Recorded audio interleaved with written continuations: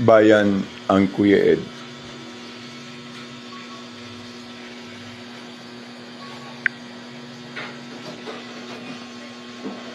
Ito ba?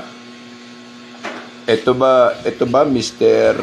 Administration? Ito ba ang sinasabi mong ipinagmamalaki nyo? Lalo na yung mga tangalista at mga bobolista na mga trolls? Ito ba? Ito ba ang pinagmamalaki ninyo?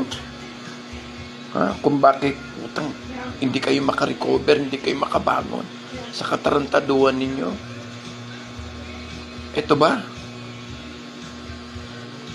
Budget insertion 2023, 300 billion. Budget insertion of 2024, 500 billion. Plus, budget insertion of 473 billion in 2025. Total of 1.273 trillion. Tapos ganyan lang. Utang ina. Dapat ka talagang ma-impeach ba para malaman natin kung saan yung pinagdadadala ng katarantaduhan. Utang ina. Tapos ngayon, nabalitaan namin na hospital ka. Utang ina yan. Kulang pa ang kulang pa yan. Kung gaba ang pipirma sa iyo, it will take only 1 minute to sign your life. Nakakahiya kayo. Ito bang pinagmamalaki nyo?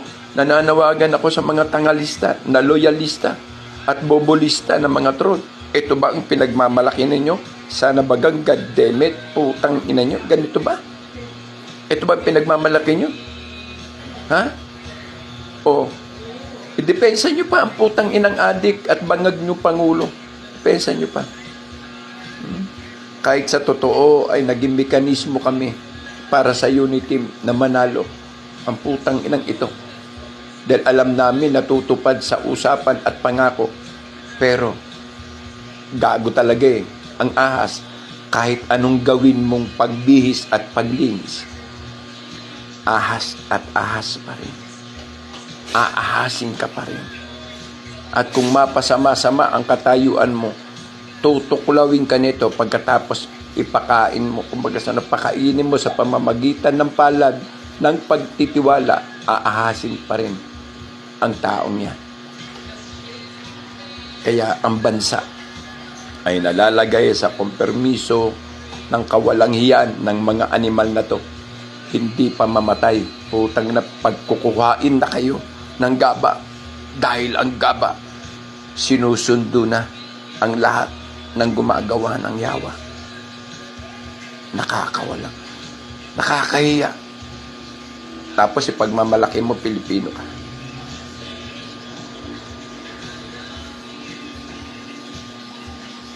Tanginan.